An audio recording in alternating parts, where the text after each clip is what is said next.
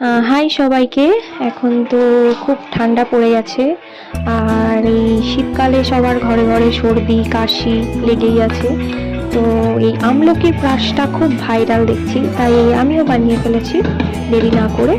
তার জন্য 500 গ্রাম আমলকি এখানে কুকারে 2 সিটি দিয়ে সেদ্ধ করে নিয়ে ফ্রাইং প্যানে একটু ঘি গরম করে আমলকিটা ভালো করে আমি মিক্সিতে পেস্ট করে নিয়েছি। তারপর এটা দিয়ে দিলাম, এখন মিক্স। আর এর মধ্যে আমি মেশাচ্ছি আখের গুড়। তারপর আবার এটাকে মিক্স। এবং এটা যত শুকাতে পারবে তত এটা কাশটা ভালো হবে। এর মধ্যে দিচ্ছি এখন একটা শুকনো মশলা, এর মধ্যে আছে লবঙ্গ, এলাচ, গোলমরিচ, মৌরি, এসব একটা ভেজে গুঁড়ো করে রাখা মশলা। আর একটা জিনিস অ্যাড করেছিলাম, সেটা হচ্ছে আদা আর তুলসী পাতা পেস্ট। তারপর এই যে আর একটু শুকিয়ে নিয়ে এটা নামিয়ে নিলেই আমার আমলকি প্রাশ রেডি সর্দি কাশিতে।